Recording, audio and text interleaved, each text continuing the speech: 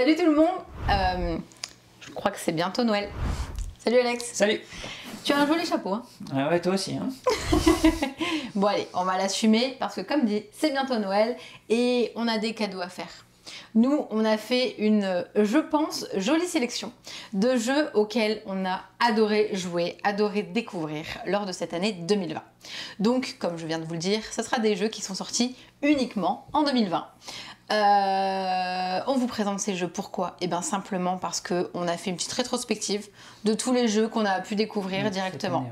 On a fait vraiment une sélection par rapport à nos propres coups de cœur, par rapport à nos choix personnels. C'est ça. Ça ne veut pas dire que c'est les meilleurs jeux du monde entier. Non, on n'a pas cette prétention. Hein. Non, clairement, non, c'est comme tu le dis, c'est vraiment les jeux qui nous ont fait plus vibrer cette année, sur lesquels on a eu vraiment un super coup de cœur, sur lesquels on a pris plaisir à s'éclater, les découvertes hein, aussi.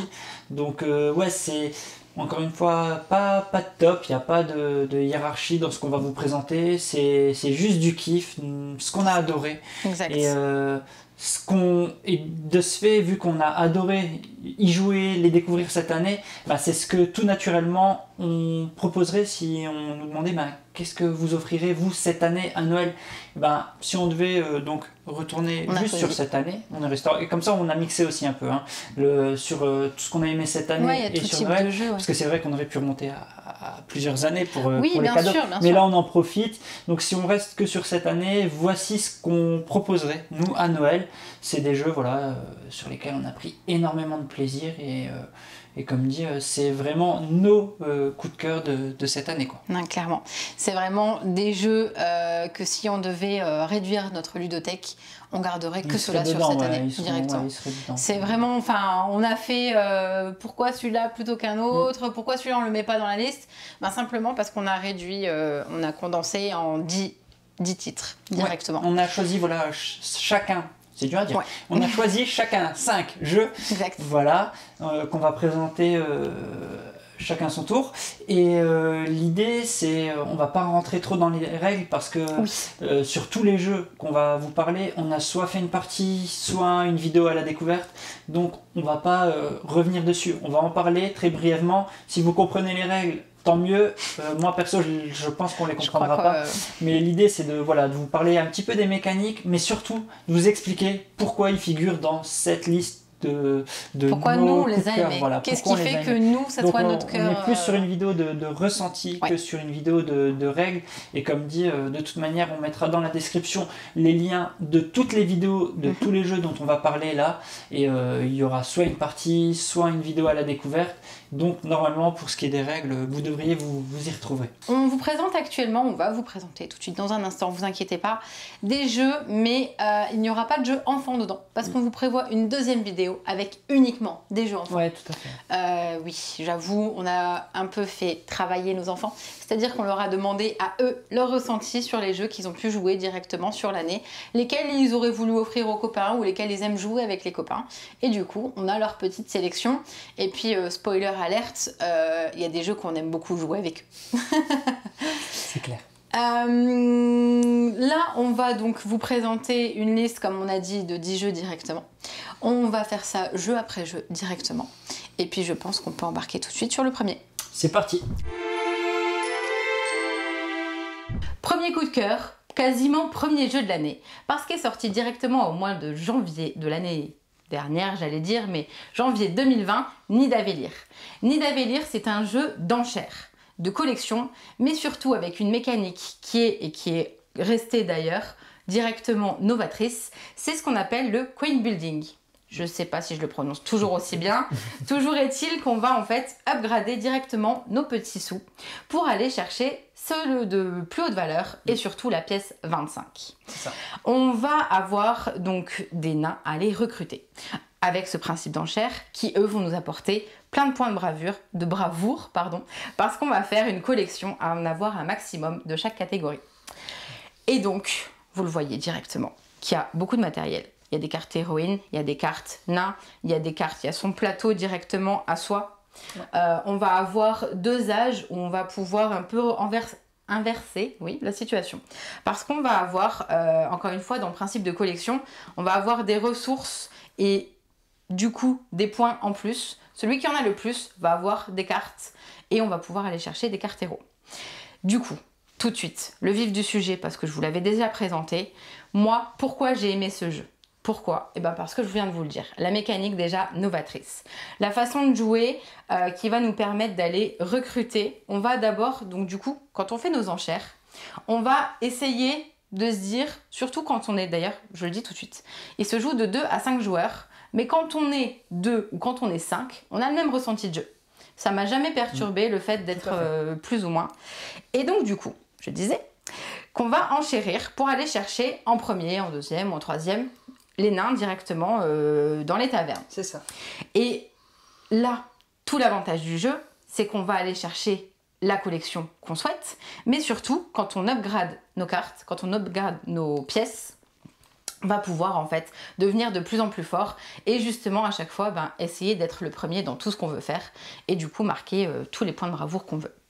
Moi j'ai vraiment été subjuguée par le matériel, enfin franchement je trouve que même on regarde le petit display, je sais plus comment ça s'appelle, des pièces, enfin je trouve que tout est bien fait, l'édition est bien faite, j'ai vraiment beaucoup aimé et j'aime le ressortir, alors que ça fait 1 an qu'on l'a et qu'on arrive à le sortir assez régulièrement. Ouais, tout à fait. En plus de ça, ce qui est cool, c'est que il y a une extension qui arrive. Oui.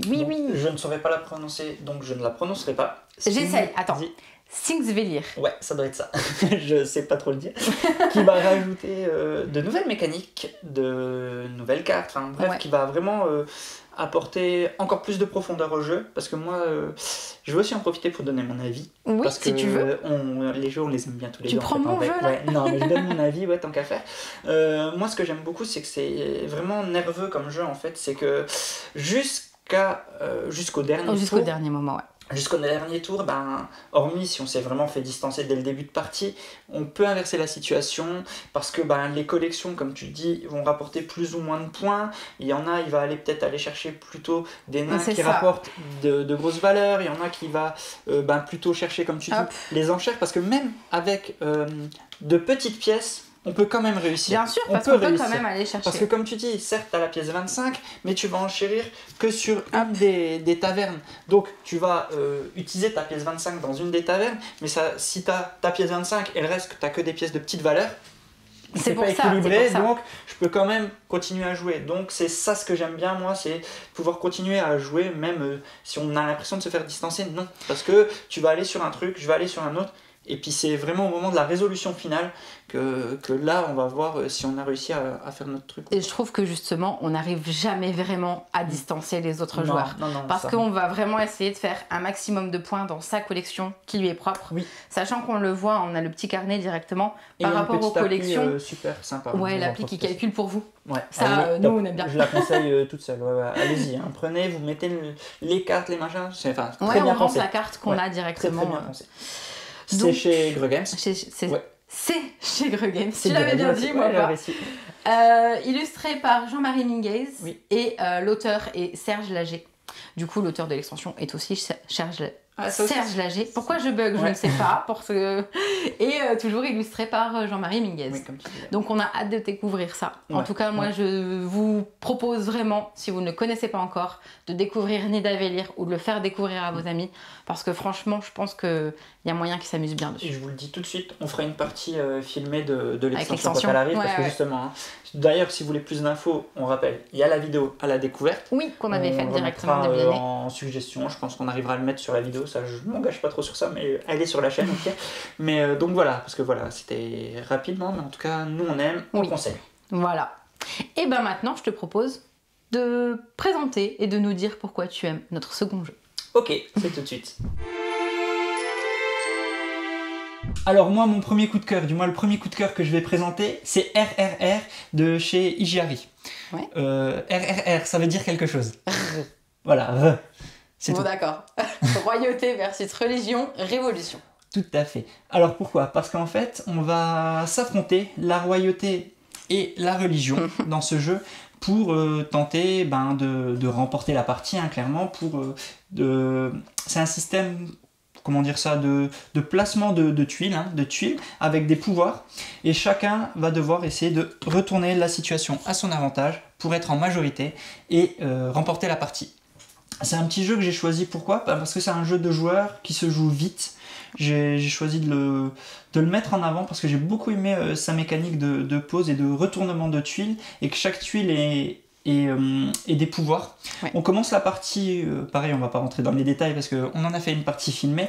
On commence la partie avec chacun le même nombre de personnages, enfin du moins chacun dans sa catégorie religion et royauté, et on a tous les mêmes pouvoirs pour commencer la partie. Donc on va jouer l'un après l'autre des personnages sur ce plateau de jeu. Toi tu joues en face. Donc on va jouer, et chaque personnage, comme on peut le voir, a des pouvoirs qui vont permettre de retourner la situation. Hop, donc là, s'ils sont dans mon sens, que j'ai la majorité dans mon sens, je remporte la partie. Donc c'est un jeu vraiment malin, sympa, que j'apprécie, qui se joue super vite. C'est pour ça que moi j'ai voulu le mettre en avant. C'est tous ces genres de jeux que j'affectionne, parce qu'on peut les sortir le soir quand on n'a pas trop le temps. Quand on rentre du travail, voilà, on n'a pas le temps de faire une grosse mise en place. Et puis pareil, on y a beaucoup joué cet été. On a pu jouer voilà, sur la terrasse, on a pu beaucoup y jouer. Donc ouais, c'est un jeu voilà, qui prend pas trop de place, on a nos petites tuiles et tout. Et c'est vraiment pour ça que moi je le mets en avant, parce que c'est la rapidité voilà, de partie. On fait 1, 2, 3 tours, je crois. C'est 2 parties gagnées. C'est en 2 manches gagnantes. Voilà. Ouais. Donc, voilà. C'est le genre de jeu que je rapproche avec toutes nos gammes de style Champ d'honneur, tous ces jeux-là voilà, que nous, on est fans. Donc, ouais, je voulais le remettre en avant pour ça. S'il y a clairement un jeu voilà, que 2 joueurs sur cette année qui m'a bien tapé dans l'œil, c'est RRR. C'est vrai. C'est vrai. On était à peine réveillés au petit déjeuner, en même temps, on fait un RRR directement. C'est ça, sur la terrasse, en plein soleil, c'était cool.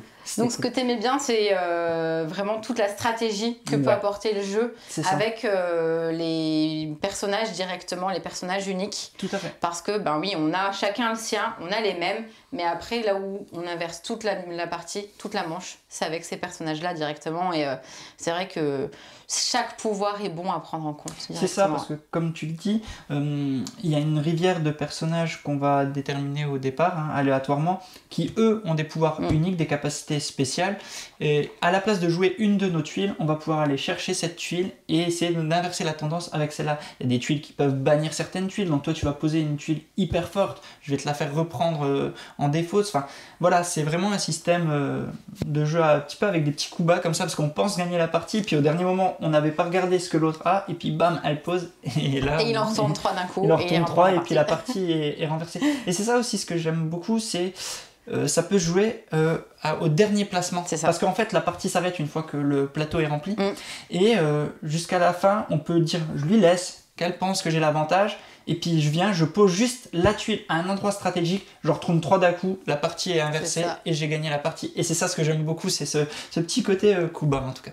Donc voilà, ça c'était mon avis, c'est RRR chez Igiari. C'est un jeu vraiment cool, les illus sont sympas, enfin vraiment le matos aussi, il est sympa. Donc voilà, c'est mon petit coup de cœur de joueur de cette année en tout cas. Je valide. Voilà. Un coup de cœur pour toute la famille. Pour toute la famille, enfants et grands-parents compris, parce que c'est un jeu. Forcément, c'est quel jeu? C'est Au creux de ta main. Au creux de ta main, c'est un jeu vraiment familial. Vous pouvez jouer avec tout le monde. Vous n'avez pas besoin d'aimer les jeux de société pour y jouer. Le tout, c'est juste d'aimer la complicité entre les personnes. C'est un enfant qui va qui va faire se souvenir à son grand-père certains de ses souvenirs justement. On va avoir plein de cartes illustrées comme ça, magnifiquement illustrées, de l'histoire du grand-père, de l'histoire de l'enfant directement, de son petit-fils, de sa petite-fille d'ailleurs. C'est un grand-père et sa petite-fille. Et pour le faire deviner du coup, il va y avoir un joueur qui va prendre tous ces petits objets-là, qui va s'en servir pour essayer de faire ressentir directement dans la main du grand-père une carte souvenir. Là, tu vois, par exemple, on a un joli sapin de Noël. On va avoir des choses qui font du bruit, on va avoir du feu dans la cheminée, on va avoir un enfant qui saute. Et le but, pour moi, ça va être d'essayer de te faire ressentir dans la main. C'est ça. Pour pouvoir retrouver ta carte directement. Sachant que il va y avoir des cartes, en fait, les autres joueurs vont poser des cartes qui puissent un petit peu embêter le grand-père pour pas être certain de se souvenir très bien. Ça. Ils vont essayer de troubler les souvenirs pour que justement le grand-père n'arrive pas à retrouver de quel souvenir il s'agit exactement. Ouais. Puis comme tu le dis, ce qui est marrant, c'est que voilà, il y a plein de façons de faire objets, directement. Ouais, de petits objets. Puis comme tu le dis, c'est le sapin, ça pique, ben tu viens. C'est ça. Ça pique. Parce que oui, le grand-père joue les yeux fermés. Ah oui, bien sûr, c'est vrai, si je précise pas, ça va pas le faire. Mais bien sûr, ne voit pas, juste ressent et a la sensation de jeu directement au creux de sa main. Et franchement, bah, moi dans ce jeu, à la toute base, je me suis dit, c'est quoi? Qu'est-ce qui va se passer? Parce que je me dis, j'ai aucune imagination et justement, comment faire comprendre, juste en faisant ressentir au toucher quelque chose. Et en fait, on se prend au jeu, on se prend dans les cartes, on se dit oh, mais celle-là, elle est magnifique, celle-là, je vais faire ça, celle-là, je vais faire... Et en fait, vraiment, que ça soit par les illustrations, que ça soit par la façon de jouer, que ça soit la cohésion qui se passe au sein de l'équipe ou alors au sein des équipes, parce qu'on va jouer donc grand-père et petite fille, j'ai vraiment adoré ce ressenti de partie, que ça soit, comme on dit, on a joué, la toute première fois qu'on y a joué, c'était avec donc les grands-parents, nous et nos enfants, et alors qu'ils n'aiment pas spécialement jouer les grands-parents ou ce genre de choses. Et là, on se dit, bah, en fait, si, c'est pour toute la famille, ça nous emmène, ça nous raconte une histoire, et j'ai été transcendée par ce jeu. Vraiment, je m'attendais à rien du tout quand je l'ai eu, et là, je me dis, mais il faut vraiment... le découvrir, il faut adorer le visuel, il faut vraiment... Je sais même pas comment vous l'expliquer tellement mon cœur chavire quand je vois ce jeu. Je sais, hein, ça fait surfer, mais vraiment moi j'ai été emportée directement et j'adore. Ouais, mais c'est ce que tu dis, je rebondis, ce que tu dis par rapport aux grands-parents ou aux enfants, en fait, ce qui est super bien avec ce jeu, c'est qu'il est hyper accessible. Ouais. C'est pas des règles de si je fais ça, il se passe ça, mais il se passera ça en combo de ça. Non, c'est le parti, c'est vous avez des souvenirs en main, vous voulez en faire devenir un, vous partez, vous choisissez un objet et on joue comme ça. Il y a rien à savoir de plus. C'est on y va, on essaye et puis l'autre équipe essaye de parasiter les souvenirs. C'est tout. Enfin, il y a vraiment rien en règle. C'est très simple, très accessible. Moi, c'est vrai que j'avais peur parce que quand on voit ces cartes qu'il faut faire deviner des choses, qu'est-ce que je vais faire? Est-ce qu'on va avoir des Dixit là et des Mysterium sans aller loin? Et honnêtement, moi je préfère au creux de ta main que les Dixit ou que les Mysterium. C'est pas la même finalité, qu'on s'entende bien, mais c'est le même type de mécanique à base de cartes. À base de qu'il cartes, va falloir faire devenir d'associations d'idées, de cartes. Mais par contre, la mécanique vraiment cool, c'est cette mécanique de faire ressentir les choses au creux de la main. Et ça, c'est top. Enfin, voilà, on a essayé le jeu, comme tu dis, avec les enfants, les grands-parents, ben, ils ont adoré parce que justement, c'est aussi rigolo de voir quand les autres équipes, ils sont pas au courant de quelle carte on essaie de faire deviner. Donc, ils sont là et puis ils regardent donc, ce que l'autre équipe essaye de faire et puis ils disent oh, mais quelle carte il est en train? Ah, wow, c'est super bien. Puis après, quand le grand-père il sait pas, on fait il a super bien fait, comment tu peux pas savoir? Et c'est ça qui est sympa, c'est vraiment un super moment.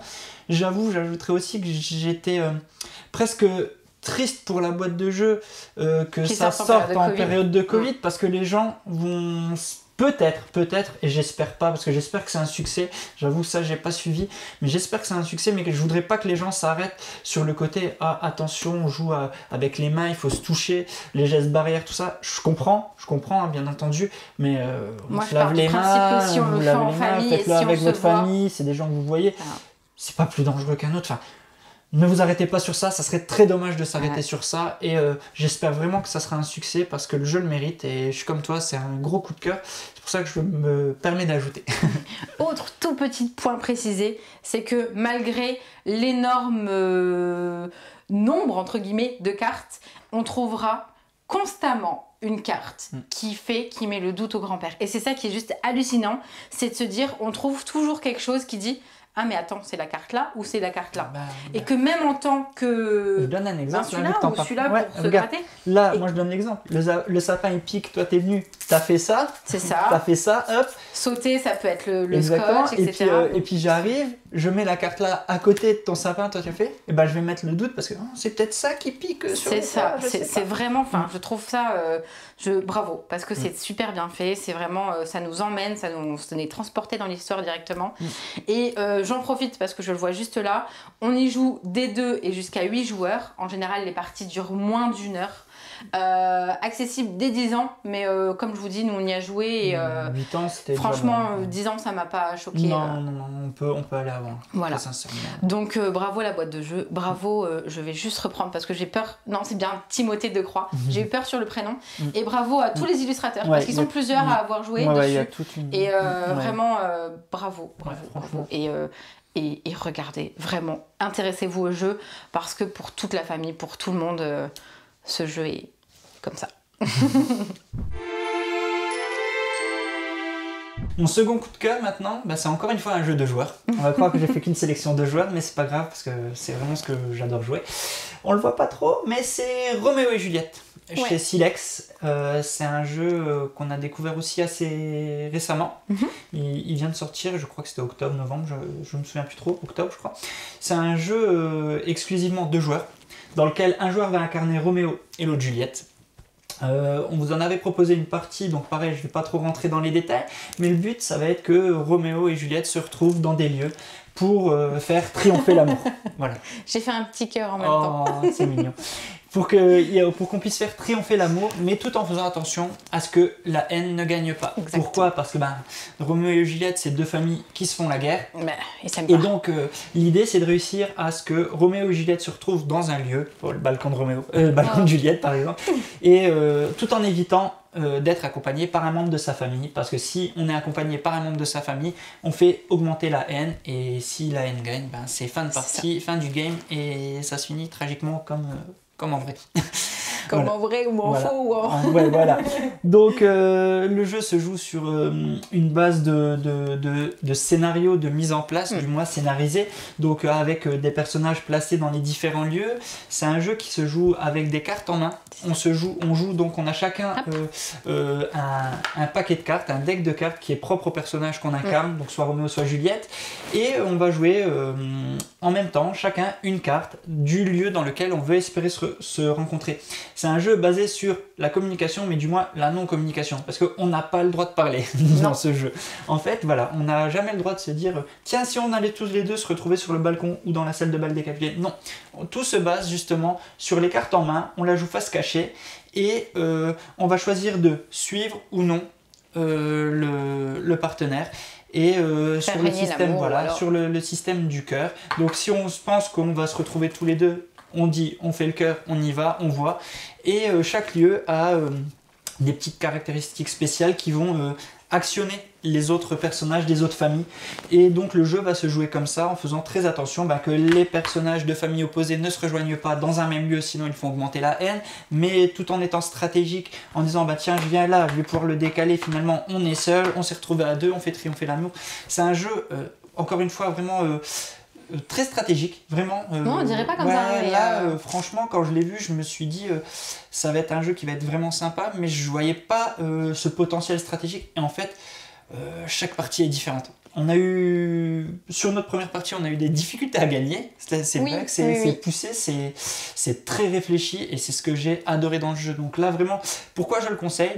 Son côté stratégique. Le côté communication, non-communication finalement, de ne pas avoir le droit de se parler, tout se joue sur les envois de missives, voilà, parce que genre Juliette va me dire tiens, je pense qu'on peut aller se retrouver là, je te dis oui, non, et on essaie comme ça, donc tout est basé, voilà, c'est un jeu où on ne va pas se parler de la partie, où il ne faut pas se parler, parce que sinon ça coupe un peu le plaisir du jeu.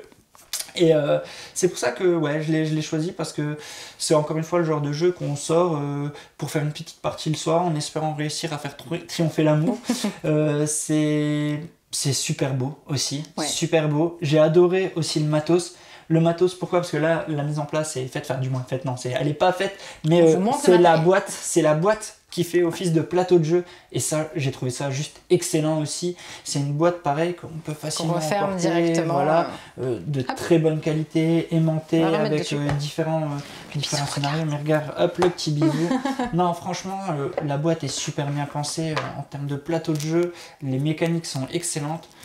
Bref, moi c'est aussi un énorme coup de cœur sur cette année 2020, et il fait aussi clairement partie de ma liste de Noël que je conseillerais aux gens d'ajouter. À tous les amoureux ou non amoureux d'ailleurs, du moment que vous voulez gagner une partie. vous pouvez vous mettre sur le tenter, parce que c'est un jeu qui marche super bien.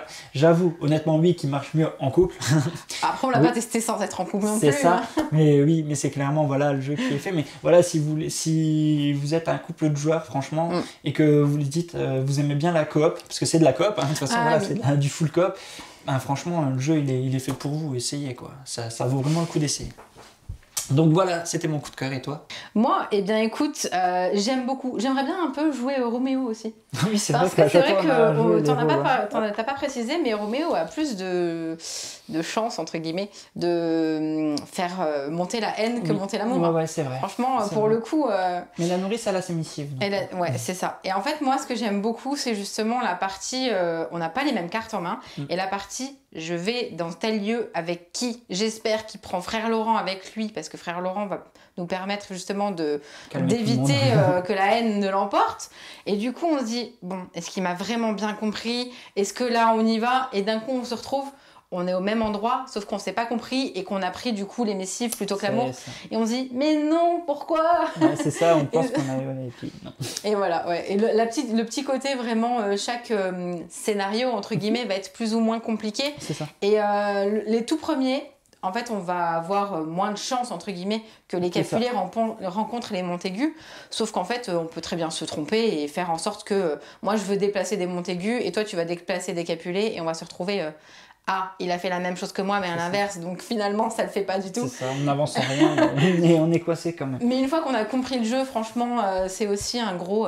et pour le faire, regarde, c'est un gros love. Oui, waouh. Donc non, comme tu dis, que ça soit sur la boîte, sur la façon de jouer directement, j'ai beaucoup aimé. Donc c'est un jeu de Julien Protière et Jean-Philippe Sahu, et c'est illustré par David Cochard, superbement illustré. Donc c'est sorti chez Silex, et honnêtement, je vous le conseille, foncez, c'est aussi un super jeu à mettre dans votre liste au Père Noël. Tu viens de nous parler d'un jeu à communication limitée et coopératif. J'embraye, je continue. Cette fois-ci, c'est pas un jeu de joueurs, c'est un jeu en équipe. Et on va parler de The Crew, sorti chez Yellow. On va être 3, 4 ou 5 joueurs dans l'espace et on va devoir remporter des missions. Mais pas si facilement que ça. On va avoir des cartes dans la main qui sont de différentes couleurs, qui vont de 1 jusqu'à 9. On a des cartes noirs, qui seront des atouts pour ceux qui connaissent les jeux de plis. Et on va remporter des missions parce qu'en fait, à chaque pli qu'on a, on a un journal de bord qui va nous dire de faire un certain nombre directement de plis à remporter avec un certain nombre de cartes à remporter. On a directement donc nos cartes qu'on aura dans la main. Et on a les cartes missions, donc qui seront données, par exemple, voilà, il va falloir récupérer celui-là, il va falloir récupérer celui-là, et il va falloir récupérer celui-là. Des fois, ça va être dans un certain ordre. Des fois, ça va être la première, enfin celui-là avant celui-là, etc. Et le but, du coup, c'est de ne pas parler, sauf quand vraiment on peut, parce que forcément, la communication dans l'espace, c'est pas ce qu'il y a de plus pratique. Quand on va avoir nos petits jetons là, accessibles, on va pouvoir, à un moment donné, une seule fois lors de la partie, lors de la mission, communiquer sur notre carte en disant « Attention, j'ai cette carte-là, c'est la seule que j'ai en jaune. » Parce que si on a plein de jaunes à remporter et que moi je dois remporter une carte jaune, une mission avec une carte jaune, on sait qu'on est un petit peu embêté, mais on va réussir à trouver comment, on va réussir à trouver comment faire. Et moi ce que j'aime beaucoup, c'est que la façon de jouer va changer sans trop par rapport aux joueurs avec qui on est. Parce que quand on joue à 3 avec une amie qu'on connaît bien, on sait vraiment, je trouve que maintenant c'est très fluide. Même si les missions deviennent de plus en plus compliquées, on a une logique, on a une façon de jouer directement qui induit qu'on arrive toujours à trouver le petit truc. Attends, on va s'en sortir, tu vas voir. Sans pouvoir communiquer, bien sûr, je le répète. On peut y jouer, donc comme je disais, à 4 ou à 5, mais aussi à 2 joueurs. Il y aura juste une petite variante directement avec les cartes d'un 3e joueur. Oui. Les parties sont méga rapides. Sauf que forcément, on ne s'arrête pas à une. Donc, quand on fait des missions, en général, on va commencer à la mission 1 et puis on s'arrête à... Il y en a 50. 50, ouais, 50. Il y en a même plus, parce que pendant le confinement, Yellow a fait directement des petites missions confinement directement. Ouais, tout à fait. Et en fait, je le disais, quand on commence la première, on va s'arrêter en général au bout de la 6, 7e, 8e, 10e, je ne sais pas. Et puis, il arrive qu'on recommence plusieurs fois une mission. Exactement, ouais. C'est vraiment pas simple, parce que même si je rebondis par rapport à ce que tu disais, une fois qu'on joue avec quelqu'un qu'on connaît bien, ou quelqu'un qu'on connaît, c'est plus simple, mais c'est pas plus simple. Parce que on a des logiques qu'on a, mais après la mission n'aide pas non plus. Donc on s'est retrouvés, on jouait avec Aka, et en jouant avec elle, on a vraiment eu du mal sur une mission. Je me souviens qu'on a recommencé plusieurs fois. Je crois que le maximum qu'on ait fait, c'est 5 reprises sur une mission. Parce qu'on est hyper dépendant des cartes qu'on a en main, des cartes qu'on a en main, des missions qu'on va aller chercher, parce que les missions... pareil, je rentre pas dans les détails puisqu'on a fait une vidéo découverte qu'on met en lien. Les missions, en fait, à remporter, c'est chaque joueur prend une mission et c'est lui qui doit remporter cette carte ça dépend dans de la son mission. tour. Et comme tu le dis, donc quand on joue à un pli, on est obligé de suivre dans la couleur. Donc des fois, on se retrouve à avoir gaspillé toutes nos cartes et puis finalement, on n'a pas d'autre choix que de jouer la carte que nous on devait récupérer et finalement, l'autre va la récupérer. La mission est un échec. Et c'est en ça que c'est compliqué. Donc non, c'est vraiment, vraiment cool, comme tu le dis, mais c'est pas si simple. Même quand on est... Non, j'ai pas dit que c'était simple. Même quand on est dans un groupe de joueurs qu'on connaît, je temporise un peu ce côté-là. C'est pas un jeu simple, The Crew. Moi, ce que j'aime aussi beaucoup, c'est justement le fait que, comme tu dis, ça soit pas simple, mais qu'on ait tout le temps envie de se surpasser. On a tout le temps envie de faire mieux, on a tout le temps envie, justement, comme je le disais, que ce soit d'enchaîner les missions, mais surtout de les réussir le plus rapidement possible, parce que c'est quand même le but du jeu, c'est de gagner facilement. Enfin, de gagner rapidement. De gagner, quoi. De gagner. Logique. Et voilà le coup de cœur de The Crew, à emporter partout. Des cartes qu'on met dans son sac à main et qu'on prend directement et hop, on est parti. On a beaucoup sorti cet été. Oui. Cet été, tous les soirs, après le barbecue, c'était The Crew. Oui. C'était vraiment cool. C'est d'ailleurs pour ça qu'on a bien enchaîné. Et qu'on est déjà bien avancé. On n'a pas encore fini, mais ouais, c'est un jeu vraiment cool. On a hâte que le confinement se termine pour qu'on puisse reprendre. On a les dernières missions là à faire. C'est ça, allez, vivement qu'on termine le jeu parce qu'il est vraiment, vraiment cool. Et encore une fois, c'est sur des gammes de prix pas trop chères. Non, donc, c'est abordable, vraiment. C'est le genre de jeu aussi, pas compliqué. Accessible, enfin pas compliqué dans le sens pour s'y mettre. La mécanique n'est pas compliquée. Un jeu de pli en général, n'importe quel joueur. Donc pareil, pour des gens qui ne sont pas joueurs, on a testé le jeu avec des gens qui ne jouent pas. On a testé avec mamie. Oui. On l'a testé avec ma grand-mère. C'est ça. 90 ans au passage. C'est ça. Et ça marche. Qui a très bien compris en fait. C'est ça. Qui du coup a bien aimé. Il y a la mécanique des missions à encore bien assimilé, mais je veux dire, le tour de jeu, il est très simple à assimiler et c'est ça qui est cool. Donc c'est un jeu aussi qui peut rapprocher plusieurs générations et c'est ça que j'ai beaucoup aimé parce que c'est pas. C'est l'avantage du jeu de pli du coup. On sait qu'on doit remporter la main maximum. Non, il n'y a pas de souci sur ça. C'est un très très bon jeu, quoi. Ouais. D'ailleurs, on fait une partie après. On peut pas. Ah, c'est vrai. On a encore un jeu à vous présenter. Même plusieurs. Surtout, on n'est pas trois.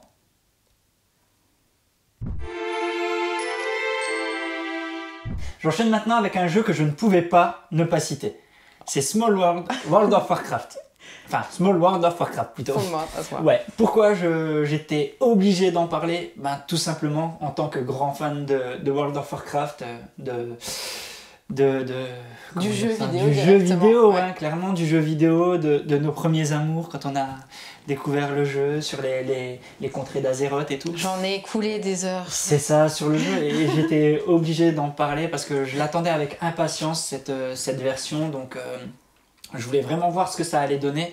Et là, de Small World à la sauce World of Warcraft, franchement, je voulais voir ce que ça donne et je suis super heureux parce que je pense qu'il n'y avait pas meilleur jeu pour adapter la licence. Donc je vais pas vous refaire le topo de Small World, je vais vous épargner ça parce que je sais très bien que la plupart le connaissent. C'est toujours de la conquête de territoire avec différents peuples. Et là je vais aller directement sur mon coup de cœur, donc il sera pas très long parce que c'est clairement de l'amour, juste de l'amour, comme toi tu as sur Au creux de ta main, moi c'était de l'amour véritable sur Small World. J'ai adoré parce que oui, je trouve que la licence a réussi à monter encore en gamme le jeu, dans le sens où les lieux s'y prêtent bien, les peuples se prêtent bien, les différentes combinaisons se prêtent bien. L'ajout de mécanique propre à la bataille d'Azeroth est vraiment cool parce que dans Small World, on n'incarne un peuple et on se tire tous dans les pattes. Voilà. Et là, ce qu'on peut faire, ils ont ajouté un mode coop quand on joue à plusieurs, c'est qu'on peut incarner, plusieurs personnes incarnent l'Alliance, plusieurs personnes incarnent la Horde et d'autres des peuples neutres. Et ça rajoute aussi une dimension bien sympa que moi j'ai réellement apprécié dans le jeu. Le matos est toujours aussi cool. Les illustrations de Miguel Coimbra, enfin, c'est du bonheur pour les yeux. C'est de l'état pur. Ouais, non, en fait... Là, à part vous dire que j'ai adoré, c'est sûr que ça va pas vous avancer plus. Bon, on en a fait une partie, on en a fait une vidéo à la découverte. C'est pour dire, hein, c'est rare qu'on fasse les deux. Donc, je vous invite à aller regarder pour détailler les mécaniques de Small World si vous les connaissez pas. Mais s'il y a bien aussi, encore une fois, une idée cadeau que je voulais mettre sur cette année, c'était Small World of Warcraft. Pourquoi ? Parce que pareil, pour peut-être un public qui n'est pas gros joueur, mais qui est joueur de jeux vidéo, qui aime les RPG, la licence, et en fait ça peut faire la passerelle. Et c'est ça ce que j'ai bien aimé, c'est que c'est super malin pour un cadeau, parce que voilà, c'est des idées. Emmenez-le dans le côté obscur du jeu de société. C'est ça.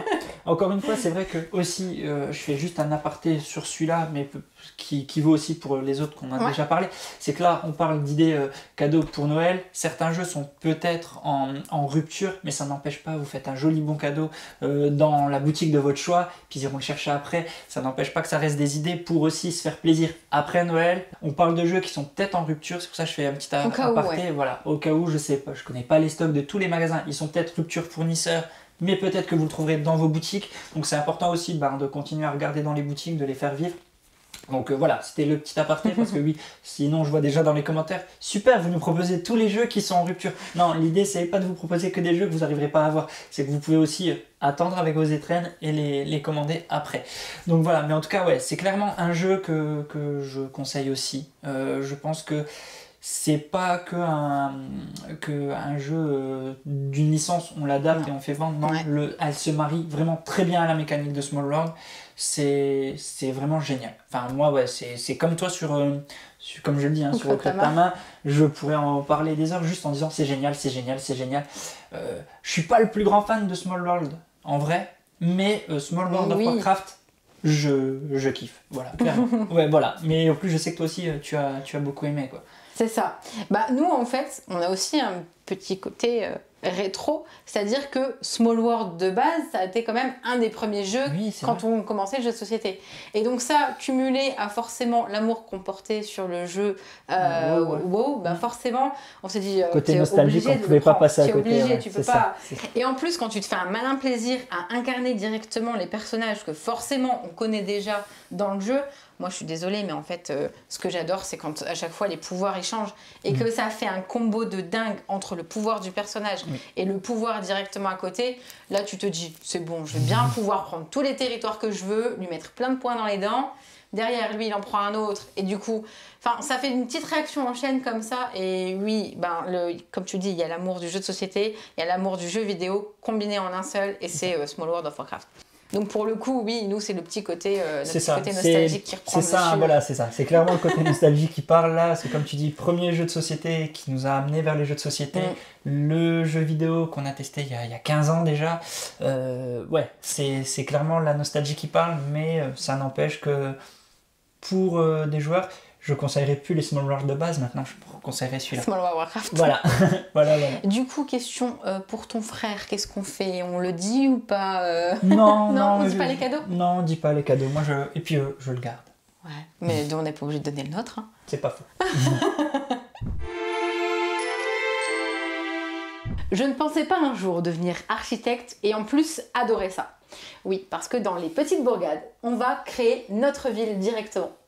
On a notre petit plateau personnel et il va falloir, avec nos cubes ressources, à chaque fois, créer des petits, des grands bâtiments. Les bâtiments qui vont à chaque fois nous rapporter des points, des façons de faire différentes.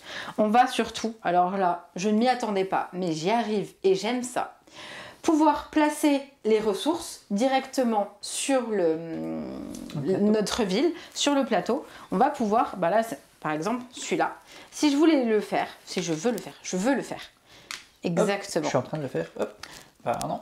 Hop, et tu le remplaces. Mais tu peux aussi le faire comme ça. Ah oui, oui, oui. Tu peux aussi le faire comme ça. Et en fait, c'est justement un principe de visualisation. Tu remplaces ici celui que tu veux. Voilà. Exactement. C'est un principe de visualisation dans l'espace auquel d'habitude je suis complètement nulle. Je suis complètement laissée à la masse. Mais pour le coup, j'aime bien. J'arrive encore, je ne sais pas comment, mais j'arrive à ne pas me bloquer, à avoir un maximum de bâtiments. En général, oui, parfois il y a des trous, tous les bâtiments ne sont pas construits, mais il y a ce petit principe de « Ah, il prend cette ressource-là pour m'embêter, c'est pas grave, je vais la mettre là et je vais construire autre chose, qui finalement va me rapporter d'autres points. » Et moi, du coup, sur les petites bourgades, je ne m'y attendais pas, mais j'aime vraiment beaucoup ce principe. Visualisation, si je le dis bien, ça sera mieux. Visualisation dans l'espace. Faire directement plein de bâtiments. Donc on voit, on les a mis, on les a dispersés un petit peu partout. On a notre petit marteau de premier joueur. Parce que on va prendre les ressources les uns après les autres. On va les mettre, donc forcément on va quand même tous devoir les prendre.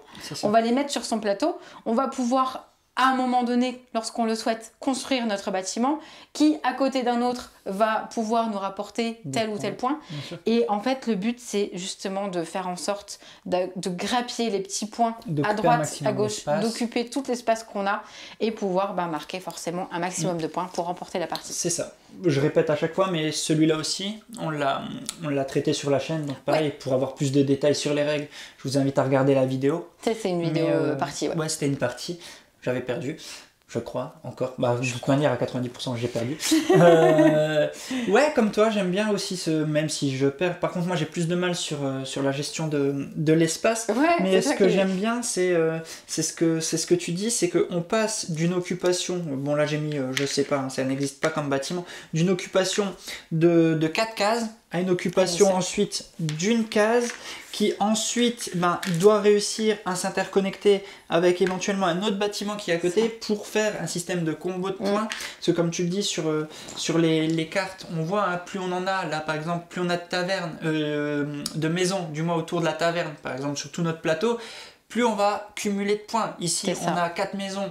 On a une taverne. Non, c'est bien les tavernes. Hein. Ouais, c'est ça. Bien les taverne, pardon, ouais. Donc 4 tavernes, tu vois. Plus on en met ça là, elle se fait des points toute seule, par exemple. Fait, ouais. Exactement. C'est pour la ferme, je confonds avec un autre. Après, il y en a d'autres qui vont nous aider, par exemple, celle-là va nous aider lorsqu'on a une ressource qu'on veut pas, on va la mettre de côté. Ce que j'aime beaucoup aussi, c'est qu'on a ce petit bâtiment qui a un objectif de construction secret qu'on détermine au départ. Donc c'est des beaux bâtiments qui, eux aussi, celui-là il est propre, voilà, parce que ceux-là on peut aller les chercher, mais celui-là, voilà, chacun, et ça me plaît bien aussi. J'aime bien aussi parce qu'on peut inverser la tendance grâce à ce petit bâtiment et c'est vraiment cool les petites bourgades. Ouais, c'est aussi un jeu que j'ai beaucoup aimé cette année, donc je suis content que tu l'aies sélectionné. C'est chez Lucky Duck Games. Ouais, c'est vraiment, il est sympa, le matos aussi sympa, ce petit plateau pareil, on peut jouer à tout plein. C'est ça, on peut jouer jusqu'à 6, je dis pas de bêtises, non, jusqu'à 6, mais aussi on peut jouer tout seul à celui-là. Et pour le coup, d'habitude je ne joue jamais en mode solo, mais là, si. Et même en mode solo, en fait, il est super pratique parce que c'est ces petites cartes directement de ressources qui vont faire en sorte qu'on prenne plus ou moins une ressource ou une autre. Et du coup, j'aime bien. Et j'avoue que j'ai bien aimé. Bon, on est obligé de toute manière à chaque fois de faire référence à cette année un peu bizarre, mais c'est un jeu qu'on peut jouer en visio. En visio. Ouais. C'est ça ce qui m'a plu, c'est que il suffit que quelqu'un ait le jeu aussi de son côté. Il met son plateau, il filme son plateau et c'est bon, on peut y jouer parce que chacun son tour, comme tu l'as dit, on a ce petit marteau premier joueur. Je vais dire, on va chercher du bois. Et tout le monde prend du bois et le place. Et on a tous de toute manière cette rivière de bâtiments qu'on aura mis dans un premier temps. Voilà, tout le monde là, donc on peut jouer en visio. Et c'est ça que j'ai trouvé chouette, surtout vu la période. C'est bien. c'était bien aussi de le souligner que il y a des jeux qui peuvent s'y prêter, et celui-là en fait partie. Et c'est aussi peut-être ce qui fait que il est sorti par rapport à d'autres, c'est que on a pu le ressortir plus facilement, on n'a pas été bloqué, c'est un jeu de début d'année, hein, si je dis pas de bêtises, et puis on a pu le ressortir. Quelque chose on a pu le sortir, je crois que c'est début d'année, hein, mais il a vite été en rupture, puis de retour, mais bref, je suis content que tu l'aies mis parce que je l'aime beaucoup aussi. Mais j'aimerais bien ne plus y jouer en visio. Ah oui, moi aussi. Et inviter les amis pour y jouer aussi. Voilà. Non, c'est cool que tu l'aies mis. Plutôt rapide à prendre en main. Ouais. Après, il est indiqué 14 ans, mais n'hésitez pas si vous avez l'habitude de jouer quand même avec vos grands enfants. Parce que 8 ans, peut-être pas, mais avec vos grands-enfants, à leur proposer directement. C'est un jeu donc quand même assez rapide parce qu'à chaque fois, on va prendre les ressources, etc. Oui. Et juste dans cette adaptation, il est cool. Moi, voilà, que ça soit par les petites maisons qu'on va mettre directement sur notre bâtiment ou par grappiller les petits points là où on veut. J'aime vraiment beaucoup les petites bourgades. J'enchaîne maintenant avec un plus gros jeu, un jeu un peu plus expert, un jeu qu'on a aussi adoré cette année, qu'on a découvert, parce que pareil, c'est une réédition. Ouais. Donc nous, on ne le connaissait pas la version de base, c'est Endeavor, sorti chez Super Meeple.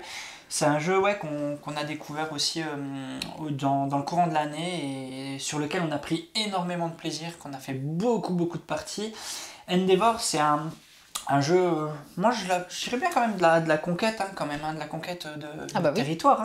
La conquête de territoire. Donc on se trouve au départ en Europe et on va devoir s'étendre sur toutes les régions du monde. Les régions du monde. C'est de la conquête de l'exploration parce que ça fait rapport à la grande époque de la découverte du monde. Donc c'est un jeu, on va dire... c'est de l'expert, c'est pas on va dire, c'est un jeu expert sur lequel on va chacun devoir prendre position pour aller découvrir de nouveaux lieux et grâce à la découverte de ces nouveaux lieux, on va acquérir de nouvelles compétences qui vont nous permettre d'améliorer nos diverses constructions qu'on peut voir ici. Et suite à ça, on devient de plus en plus fort, on peut de plus en plus s'étendre sur d'autres régions et ainsi, en étant en majorité dans les différentes régions, marquer un plus grand nombre de points de victoire. On le voit sur notre plateau personnel là-bas. Tout à fait, les différents points de victoire. Plus on avance et plus on arrive à avoir de choses. Ouais. Et en fait, il y a ce petit combo là directement de... C'est ça. T'as vu là, moi j'ai plein de peuples, donc je vais pouvoir faire plein de choses plus que toi. C'est ça. C'est un jeu, ce que j'aime bien, c'est dans sa mécanique, dans ses différentes phases de tour, ce que j'aime bien, c'est qu'on commence par construire, on récupère des jetons qui sont comme des personnes, comme des navires qu'on va pouvoir déplacer. On va ensuite, selon les bâtiments qu'on a construits, activer leurs différents pouvoirs qui vont soit nous permettre d'attaquer, soit de conquérir, soit de progresser sur les différents âges. Et ça, j'aime beaucoup ce système-là de conquête, de construction, d'exploration. C'est un tout, en fait, qui fait que je le trouve hyper complet, en fait. C'est pas juste on va se taper dessus. Non, on fait quand même le jeu de notre côté, tout en prenant en compte ce que les autres font. Ouais. Et ce que j'ai également beaucoup aimé, c'est que généralement, les gros jeux, c'est pas tout le temps facile à sortir à deux. Mais celui-là, et celui-là, on arrive à le sortir facilement. Il y a pareil une variante avec la troisième flotte, la flotte silencieuse. La flotte silencieuse qui permet d'avoir justement un automa qui joue en fonction, comme si c'était un troisième joueur. Et c'est ça ce que j'ai apprécié aussi, c'est qu'on a un jeu qui est complet, qui marche à deux, de l'expert. On ne peut pas le sortir très souvent, nous, en tant que parents, parce que il nécessite quand même une mise en place sur il y a un petit peu de place aussi. Il faut de la place. Les parties sont un peu plus longues, mais par contre, quel plaisir en termes de sensation de jeu. C'est un jeu, tu passes par tous les sentiments. Tu penses que tu as la traîne, puis d'un coup, boum, tu prends une région, tu débloques. En débloquant, tu permets de rattraper ton retard. Et puis d'un coup, t'inverses encore une fois la tendance, et ça c'est juste génial. Je dis c'est un jeu qui est long, non, pas pour un jeu expert, c'est pas le plus long, mais un peu plus long. Il dure plus d'une heure. Voilà, c'est ça. Plus d'une heure en tant que parent le soir, c'est ça. C'est des fois compliqué. Déjà, si on prend 25 minutes à faire une mise en place, ça c'est un peu compliqué. Mais c'est ça, ce que j'aime bien, c'est qu'il est fluide, il est complet. Et ouais, c'est pour ça que j'ai voulu m'arrêter dessus cette année. Parce que pareil, si vous connaissez des gros joueurs et qui n'ont pas encore testé Endeavor, bien entendu, parce que ça devient un incontournable pour moi. Des jeux experts, pour moi, c'est un incontournable. Et je pense que c'est, pour des gros joueurs, je pense que c'est typiquement le genre de cadeau qui peut faire plaisir aussi. Parce que du super matos. C'est ça. On a du super matos, on a des goodies, enfin pas non, c'est des accessoires supplémentaires, hein, c'est pas des goodies. Nous on a acheté des extensions en bois parce que normalement ils sont en carton. C'est des petits jetons. On peut avoir les bateaux au lieu de les bateaux en plastique. Plastique. Enfin, c'est un jeu qui peut avoir du matos vraiment de dingue, qui a des mécaniques qui fonctionnent tellement bien et qui est fluide et qui procure vraiment toutes les sensations qu'un jeu de société devrait vous procurer quand vous jouez, quoi. Et c'est ça c'est un des plus complets pour moi, ouais, clairement. C'est ça. Et en fait, l'avantage, c'est qu'on va pas faire que d'aller grappiller une fois qu'on a conquis. C'est-à-dire qu'on va vraiment aller chercher un maximum de choses pour pouvoir débloquer autre chose sur notre plateau à nous. Moi, souvent, je suis à la traîne au niveau des fabrications des bâtiments. Âges, Sauf qu'en fait, justement, j'arrive à aller dans un autre côté, à prendre une autre richesse ou une autre... la culture, en général, je vais, etc. Et le but, c'est qu'on va des fois aller chacun d'un point différent de notre piste, alors qu'en fait, on se retrouve quasi sur un point d'égalité, parce qu'on aurait été très loin d'un côté ou quasiment au milieu sur les mêmes. Et ouais, ce qui est cool, c'est que, t'en as pas parlé, mais il y a le renversement des situations au niveau des cartes, là, directement.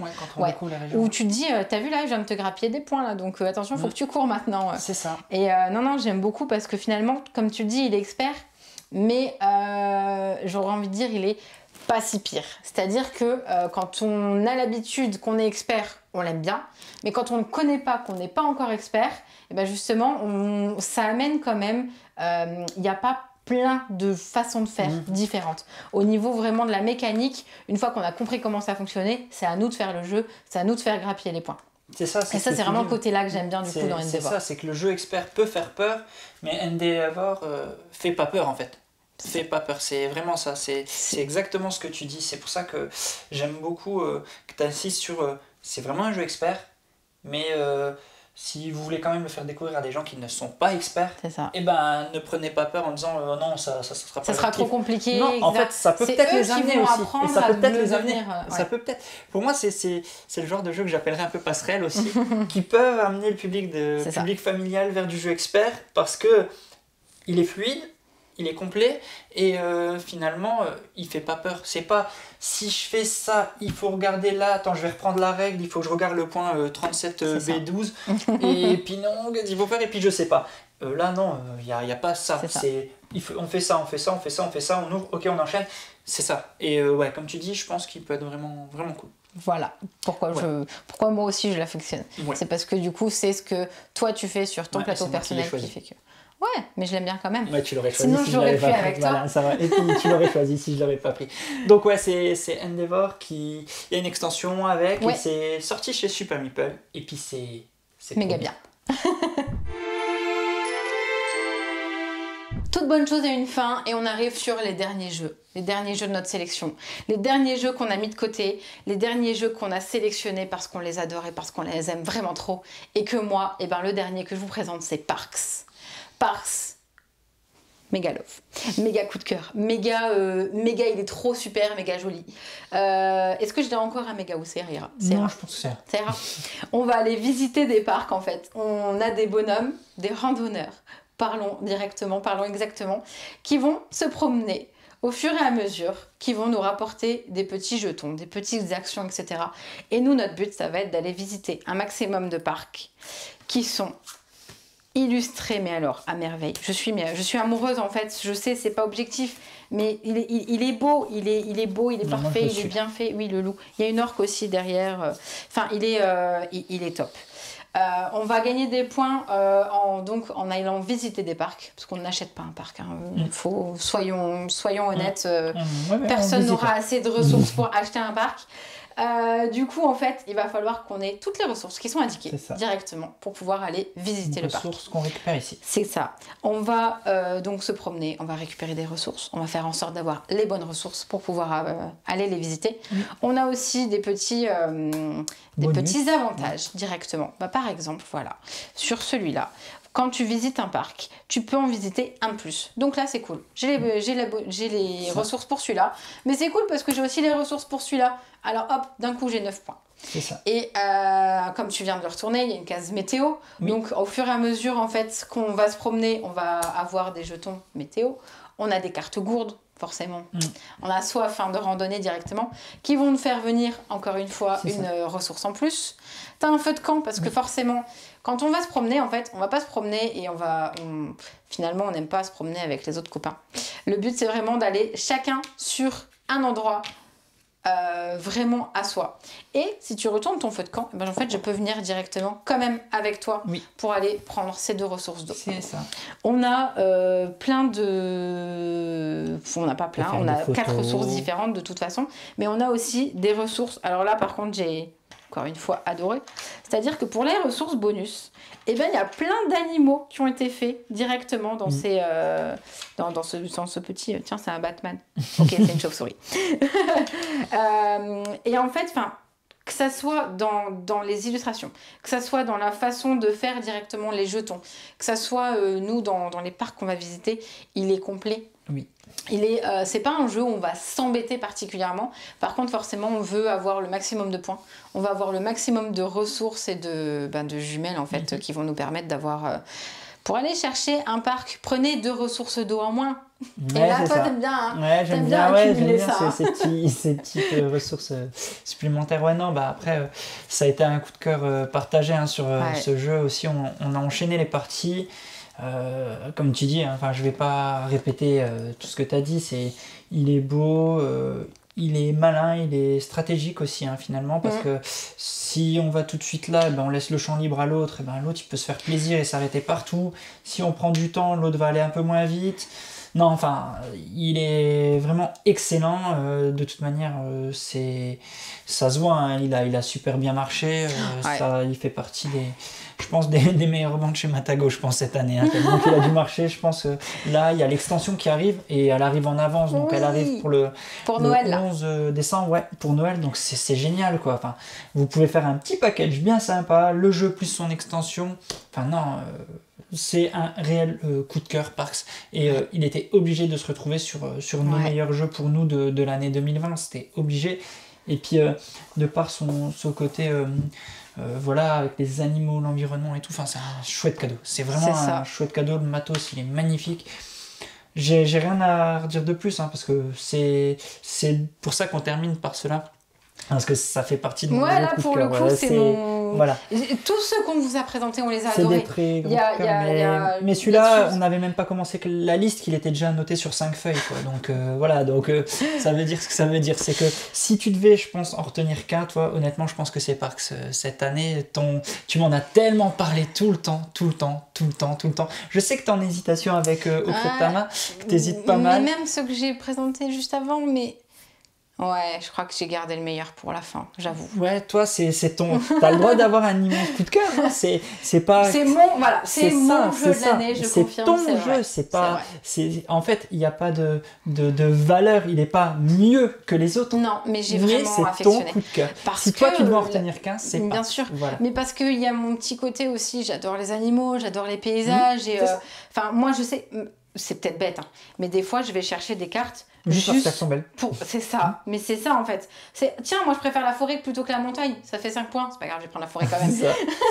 Mais comme tu dis, que ça soit dans les illustrations, il n'y a pas de jugement de valeur avec les autres, qu'on s'entende bien, il n'y a pas de jugement de valeur avec les autres qu'on a présentés. Mais toi, je sais que ça a été vraiment ton coup de cœur de l'année, parce que tu m'en parles à chaque fois, tu le voulais absolument, tu attends avec impatience l'extension, c'est ton coup de cœur. Je vais aller là. C'est ton coup de cœur de l'année et je comprends. Clairement il est très cool. Ouais.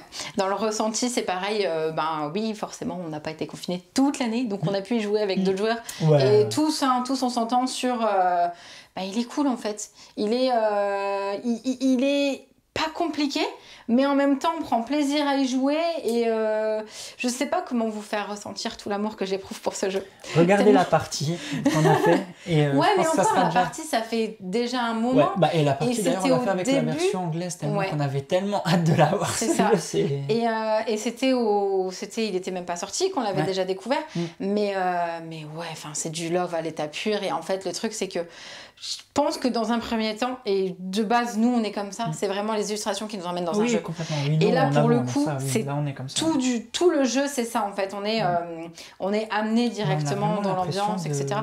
Même parcourir tu vois, les paysages. On vous montre là, mais même l'intérieur de la boîte, en fait. C'est ça. Que ça soit aussi dans le thermoformage, dans le... Enfin, il y a... J'aime tout. Voilà, c'est pas compliqué, c'est que j'aime tout. J'ai vraiment l'impression de me balader, moi. Vraiment. Ouais, c'est ça, c'est le but du jeu, c'est que tu te balades, tu fais une randonnée. Ouais, et puis les illustrations nous transportent. Exact. Oui, c'est ça. Enfin. Donc, oui, bon, je te laisse finir sur Parks, parce que moi je crois que j'en ai encore un à présenter. Ouais, c'est vrai. Que j'ai bien aimé aussi. Bon, alors ça. Ouais, ça va, t'as raison. Donc, Parks, sorti chez Matago. Solo ou jusqu'à 5 joueurs. Voilà, ils indiquent 10 ans, ouais, clairement, pas de souci. Moins d'1 heure, sauf si vous plaisez à vous balader, il n'y a pas de souci. Donc voilà, tout mon amour pour Parks. Et puis, à tout de suite pour le prochain jeu. Et je termine moi aussi par, je pense, mon coup de cœur de l'année. Ouais. Mon gros coup de cœur de l'année. Il est tout récent, donc ça s'est joué sur la dernière ligne droite. C'est Paléo. Paléo qui est sorti chez Z-Man Games. Et on l'a découvert il y a quoi ? Il y a 2-3 semaines. Et c'est mon kiff de cette année 2020. Clairement. C'est un jeu coop. Full coop, hein, dans lequel on incarne un groupe d'hommes préhistoriques. Exact. Voilà. Et dans lequel on va devoir redessiner cette fresque. Ça y est, on a gagné. Cette fresque, là on a gagné. Tout en faisant très attention à tous les dangers qui rôdent autour, que ce soit les mammouths, les sangliers, le manque de nourriture également. Et c'est un... Il n'y a pas que ça. Ouais, il n'y a pas que ça, hein. On va pas spoiler. Ça, c'est le minimum du minimum. C'est un jeu à scénario en fait. Oui. Il y a plusieurs scénarios dans le jeu. Donc on va devoir faire face à tous les dangers qui nous entourent, tout en essayant de pouvoir résoudre toutes ces cartes, ces dangers, résoudre ces différentes interactions qui vont faire face à nous. Donc on va tout au long du jeu aussi, il y a un système de craft dans lequel on va pouvoir se construire des équipements, genre une hache, un couteau, on va pouvoir se soigner, on va pouvoir avoir un loup qui va nous aider. Il y a vraiment un système très bien pensé de compétences qu'on acquiert au fur et à mesure pour pouvoir faire plus facilement face au danger. On va devoir faire attention aux différentes ressources, à la nourriture, la pierre, à avoir du bois pour faire du feu, parce que les nuits sont rudes, donc il faut faire attention que le soir revenu, parce que c'est un jeu qui se joue sur une phase jour et une phase nuit. Donc quand on arrive la nuit, il faut qu'on puisse nourrir tous les gens de notre tribu, puis ensuite selon les cartes objectifs, parce qu'on a des cartes objectifs dans lesquelles il va falloir faire attention, avoir une tente pour être à l'abri du froid, sinon on a des morts, et au bout de 5 morts, fin de la partie. C'est un jeu très très exigeant, que j'ai vraiment pris un énorme plaisir à jouer comme rarement, quoi. Là vraiment pareil, c'est un tout. J'ai beaucoup aimé la coop qui n'est pas que de la full coop, parce que c'est de la coop mais on incarne chacun un groupe d'hommes et femmes préhistoriques, et le truc c'est que on peut venir s'aider, mais il faut avant tout réussir nos propres tâches de notre côté. C'est hyper important de beaucoup communiquer. Exact. Parce que en pensant je vais vite résoudre mes trucs, je regarde pas ce qui se passe en face, et elle, par exemple, elle peut se faire complètement rétamer, mais les points derrière, ils sont partagés. Donc si on fait pas attention à ce que l'autre fait, ses partenaires ont, c'est clair que... en fait on perd ensemble, hein. De toute manière c'est vraiment la petite phrase bateau, c'est on gagne ensemble, on perd ensemble, quoi. Mais c'est clairement ça, hein. Paléo c'est ça, hein. Il faut penser à progresser dans ses compétences, parce que c'est important, mais il faut aussi et surtout faire très attention à ce que l'autre va faire. Et c'est ce côté côté coop, entraide, craft, ambiance, dessin, matos, enfin regardez, ce matos il est juste... On n'a pas tout mis comme il faut on n'a en pas place. Tout mis, Hein, on n'a pas tout mis. Il y a encore des tonnes de scénarios, une rejouabilité franchement excellente. Et puis d'habitude c'est vrai que je sors frustré d'un jeu quand j'arrive pas à gagner alors que je pense avoir tout bien fait. Et Paléo, avant de réussir un premier scénar et de le réussir complètement, on s'est cassé les dents plusieurs fois et j'en sortais pas frustré, bien au contraire. J'ai essayé d'analyser, de voir comment, et j'avais qu'une envie, c'est de le réussir et de continuer. Alors que certains jeux, ils me prennent la tête et je passe à autre chose. Et là, Paléo, t'as qu'une envie, c'est de réussir ton scénar, de comprendre, d'avancer, de progresser, de passer à la suite. Et tu te dis, mais c'est fou, quoi. En fait, Paléo est tellement immersif, que ça soit dans son histoire ou dans cette façon de jouer, que c'est pas on perd ou on gagne. C'est on vit, on arrive à survivre ou alors on meurt. Point. Et donc du coup, ce que tu as envie, c'est justement que l'homme, il continue. C'est justement le but de l'histoire, c'est qu'il continue d'évoluer. On évolue avec au fur et à mesure. Et justement, comme tu le dis, quand on craft, il est pas né avec une peau de mammouth sur le dos. D'abord, il a dû tuer son mammouth, etc. Et de là, il fait une autre invention. Et d'une autre invention, un découle, etc. Et ce qui est cool, c'est que justement, on n'a pas tout de suite... On n'a pas, tout nous est pas donné. Ouais. Pour pouvoir construire quelque chose, il faut que tu ailles chercher du bois. Pour chercher du bois, forcément, tu souffres en forêt, etc. Et c'est vrai que c'est... je sais pas comment ils ont réussi, mais ils ont réussi à nous emmener directement des millions d'années en arrière et à nous mettre dans la préhistoire. C'est vrai que j'en ai pas parlé. C'est aussi la phase du tour qui est assez excellente. C'est que on va piocher des cartes et en fait, on va commencer en piochant 3 cartes. Et c'est à nous de choisir vers où on se dirige. Et le truc, c'est qu'on joue face cachée et on ne sait pas où on va aller. La seule indication qu'on a pour nous, c'est le dos des cartes. Par exemple, là, j'en change exprès. Est-ce que je vais en forêt? Je sais qu'en forêt, j'ai plutôt tendance à trouver du bois, de la nourriture. À la rivière, plus de la nourriture et une peau.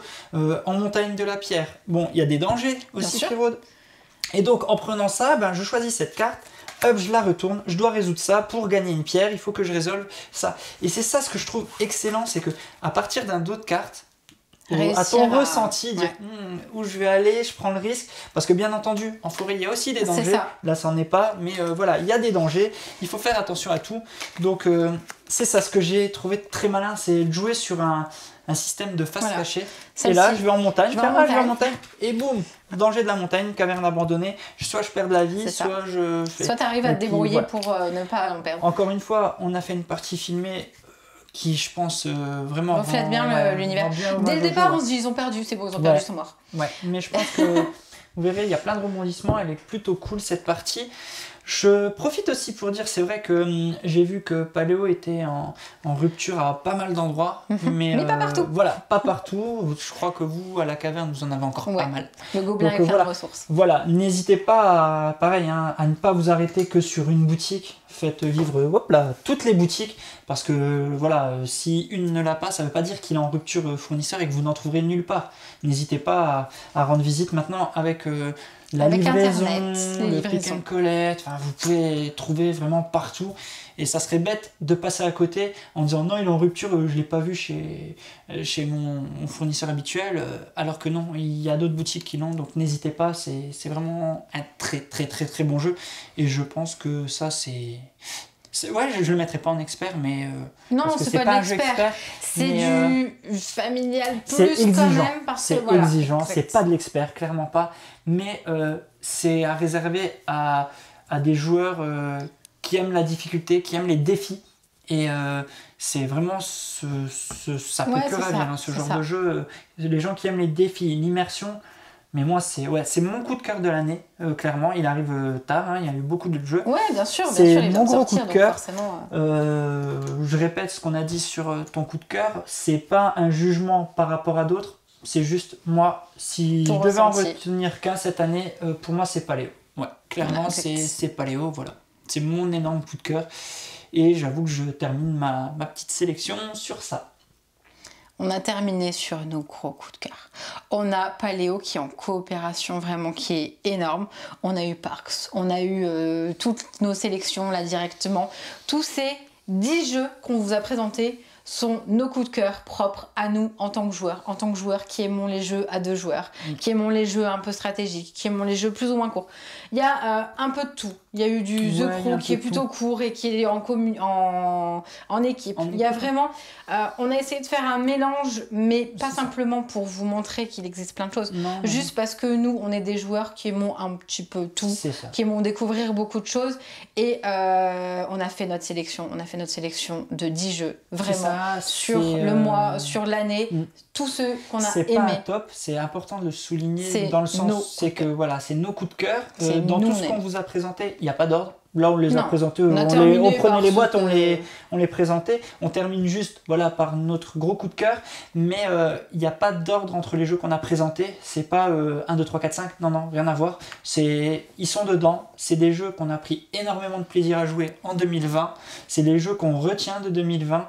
Il y en a plein d'autres, mais si on devait en isoler quelques-uns, c'est ceux-là. Il y en a un tout petit qu'on voudrait quand même... Qu'on voudrait présenter. On voudrait ajouter à notre liste, pour pas avoir chacun les siens, entre guillemets.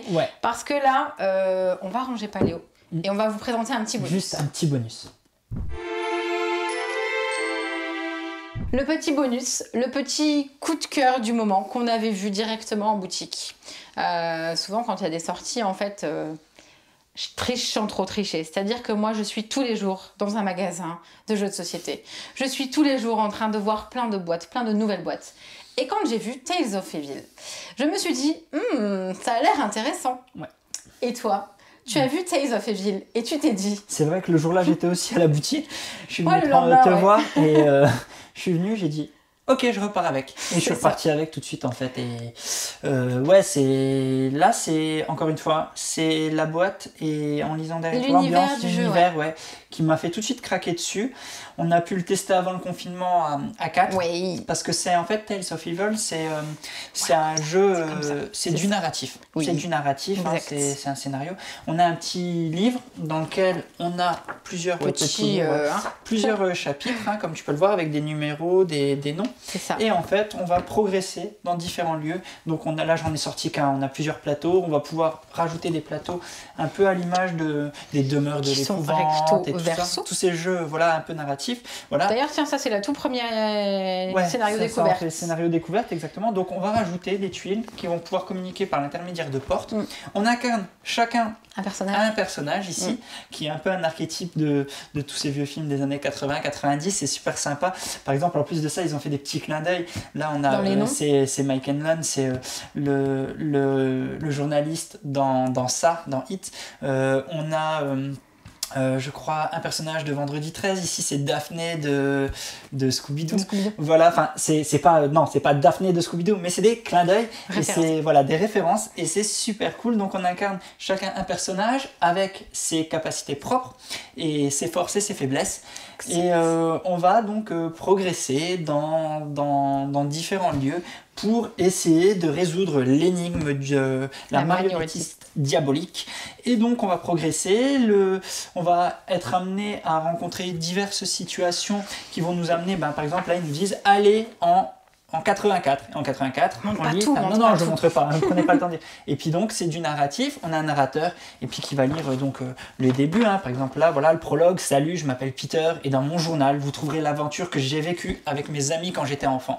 Donc on a un narrateur qui va nous lire l'histoire. Enfin, on en désigne un autour de la table, celui qui a le plus de bagou c'est toujours mieux et donc on va progresser puis on va essayer de résoudre cette énigme tout en prenant en compte notre personnage et en totale immersion je veux dire dans cet univers. Et c'est vrai qu'on voulait en parler, c'est un jeu qui nous a beaucoup plu là, juste avant le confinement. On a été c'est le dernier jeu qu'on avait fait avec eux, je crois, ou l'avant-dernier. On a été un peu stoppé par le confinement et par l'arrêt des soirées, mais qu'on a hâte de pouvoir reprendre et de terminer. On a fait que le prologue, en toute honnêteté pour l'instant. Mais le prologue, dès le prologue, on a été transporté directement.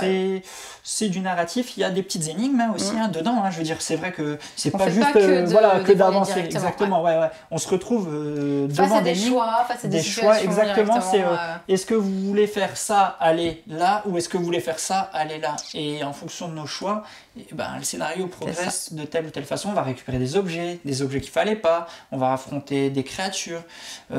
et puis l'univers, il est juste fou. Enfin, c'est un mélange de Goonies, de Stranger Things, de tous ces... de It, hein, de ça, pardon.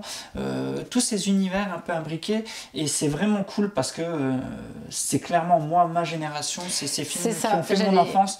Et enfin, je surkiffe, quoi. J'allais dire, toi, t'es vraiment amené directement dans cette dimension-là. Ouais. Moi, beaucoup moins, parce que même si je suis de la génération, mais disons que j'ai été moins télé. Bref, ça, c'est une autre histoire.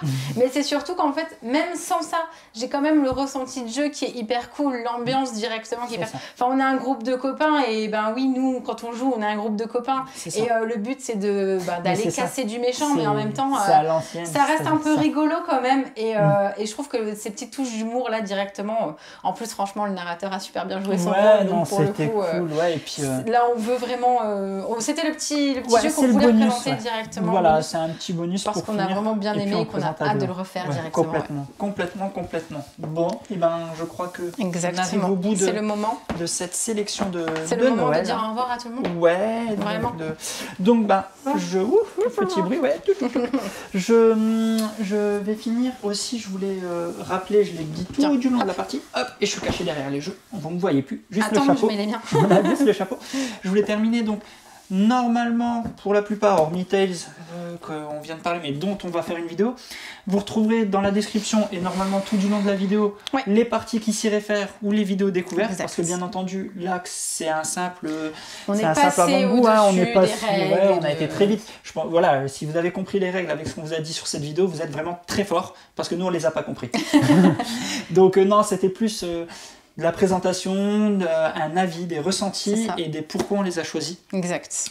Pour ce qui est règles et façon de jouer, on vous renvoie aux vidéos. C'est très important. Ça sera plus facile pour vous. Voilà, on vous prépare le même genre de vidéo avec une sélection enfant. Voilà, jeux enfants pour les parents qui cherchent. Oui, je fais travailler mes enfants, je leur demande quel jeu ils aiment bien. Mais ça va, ils ont bien aimé. Ça va, ils ont bien aimé. C'est ça. Ouais, encore un nouveau jeu. Donc voilà, c'était une petite sélection bien sympa. C'était la première fois qu'on faisait ça aussi, en toute honnêteté. Mais là, ça nous a permis de faire une petite rétrospective. Ouais, si, voilà. Comme ça, vous avez pu voir à quel point je parlais super bien la France aussi. Du coup, je voulais dire, oui, par rapport à cette rétrospective, qu'on a pu voir aussi tous les jeux qu'on avait fait. Parce que lorsqu'on a vu en novembre... ou fin octobre, on avait 50 vidéos de fête. Cette année. 50 jeux, du coup, traités directement. Sur la chaîne. Et ça fait du boulot, ça fait des jeux, mais en même temps, nous, ça nous fait un kiff à fond. Ouais, bien sûr. Que ça soit en vidéo, que ça soit en découverte. Et là, on sélectionne. Et c'est sans compter ceux qu'on a joués et qu'on n'a pas pu présenter. Qu'on n'a pas présenté encore, bien sûr. Il y en a, on en a sous le coude. J'avoue que j'ai beaucoup aimé ce format parce qu'on peut parler de jeux que... Bon, ceux-là... Tant mieux, on a pu en faire des vidéos, mais il y a certains jeux qui ne se jouent qu'à 3 ou 4 et qu'on ne peut pas... Qu'on ne peut pas faire de sortie vidéo. Donc c'est pour ça que là, on sort en priorité la vidéo de Noël parce que c'est la période. Mais on s'est dit que chaque mois maintenant... On en a une qui arrive. Voilà, chaque mois, on vous fera ce type de sélection sur les jeux auxquels on a joué tous les mois. Enfin, tout le long du mois. Et dedans, vous pourrez retrouver des jeux, certes, sortis sur le mois dont on parle, mais ça ne sera pas les meilleurs jeux du mois. Non, ça sera les jeux qu'on a joués ce mois-ci. Donc, il y aura peut-être même des jeux, des fois de février, dont on va vous parler fin novembre. De l'année dernière, ou de l'année d'avant. C'est ça. En fait, c'est les jeux. Nous, on a joué. On vous en parle, on peut pas faire de vidéo trop longue dessus, ou le jeu ne se prête pas parce qu'il faut être 5-6 autour de la table, mais il mérite qu'on en parle, donc on en parle. Donc disons-le franchement, on a repris notre sauce, la sélection de jeux, qu'on a un petit peu remodifié. Oui, parce que tu voulais que je sois là. Ouais, parce que finalement, c'est bien quand je suis avec Alex. et puis, on a fait tout ça et la vidéo n'a plus qu'à sortir. Parce que là, elle n'est toujours pas sortie, même si elle était faite. Mais on vous présente tout ça. On vous présente toujours plus de jeux parce qu'on kiffe ça et parce que j'espère que vous, ça vous plaît. Voici pour nos coups de cœur, pour nos top, pour notre sélection de jeux de l'année 2020 directement. N'hésitez pas à nous partager les vôtres en commentaire. Ah ouais, bien sûr, avec plaisir. Et puis, vous offrirez quoi? Puis ouais, pareil, est-ce que dans ceux qu'on vous a présentés, vous vous y retrouvez ou pas? D'ailleurs, peut-être que vous allez... Comme dit, c'est pas les meilleurs jeux de 2020, C'est ceux qu'on a préférés. C'est ceux qui nous ont apporté le plus de sensations et sur lesquels on a le plus kiffé en 2020. Voilà. Oui, on a dû faire des concessions. Oui, on a dû dire oui, mais celui-là, il est bien aussi. Mais si on vous présente de nouveau 20 ou 30 jeux ou 50 jeux, ça n'a plus trop son intérêt. Là, c'est voilà. Nous, si cette année, on devait enlever toute notre ludothèque et garder que ces jeux-là, et ben, on jouerait qu'avec ces jeux-là, en fait. Voilà, c'était notre petit ressenti. 2020. J'embraye encore parce que oui, on est sur les commentaires, etc. On a parlé tout à l'heure au niveau des commandes. J'en profite parce que je le peux. Et n'hésitez pas à commander. Je suis un petit gobelin. Je travaille à la caverne du Gobelin, pour ceux qui ne le savent pas encore. Vous pouvez nous retrouver sur le site La Caverne du Gobelin. Vous pouvez venir en boutique. J'y serai avec plaisir, forcément, et comme dans toutes les boutiques, je pense que vous nous retrouvez aussi les dimanches. Donc, si vous voulez directement des conseils, allez dans vos boutiques préférées, allez demander aux vendeurs ce qu'ils aiment, ce qu'ils aimeraient offrir. Et on saura toujours, tous les vendeurs de jeux de société sauront vous dire leur coup de cœur. On a chacun les nôtres. On a même dans une même boutique, on a chacun des coups de cœur différents, mais à un moment donné, on sait vous conseiller, on sait trouver ce que vous, la petite perle rare qui vous apportera du bonheur à vous ou à ceux que vous voulez offrir directement. Donc voilà, en cette période, surtout avec là le Covid qui pour le moment est un peu mis de côté, n'hésitez pas, que ce soit sur internet, que ce soit dans vos boutiques, à faire vos achats, à faire plaisir à vos amis, que vous retrouverez avec plaisir. Si c'est pas pour Noël, c'est juste un peu après Noël. Et puis on va toujours jouer. On va jouer, que ce soit avec nos amis, que ce soit nous. C'est ça. On n'a pas fini l'année. L'année ne fait... Donc on vous souhaite pas encore de bonnes fêtes, mais on vous souhaite quand même de bonnes fêtes.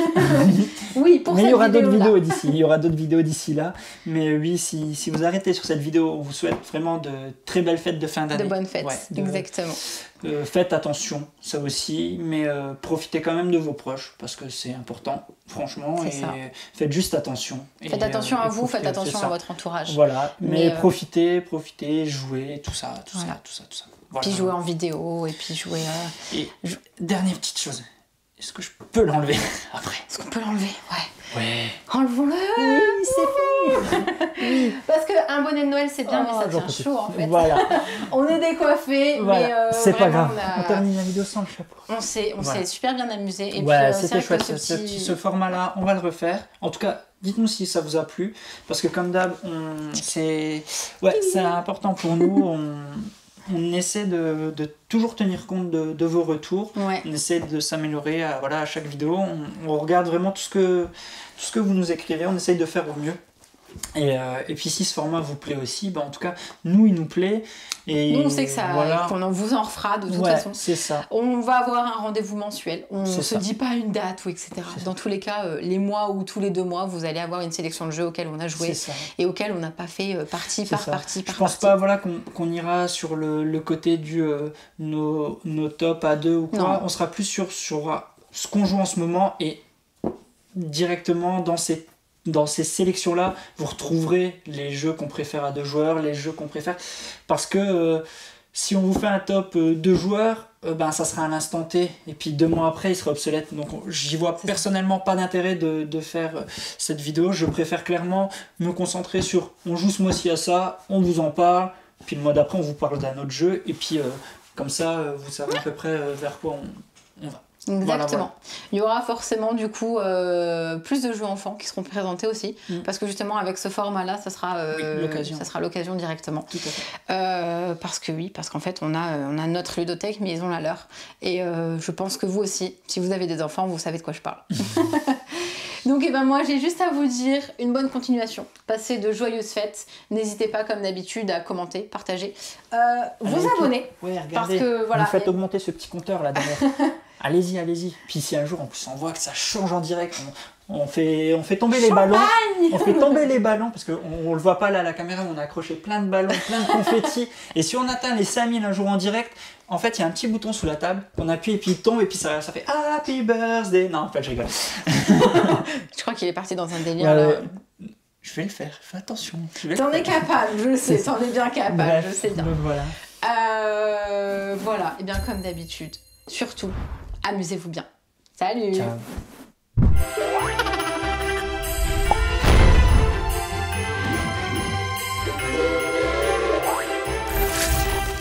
N'hésite pas à nous rejoindre sur YouTube. On va vivre des choses incroyables. Clic, clic, clic, clic, clic.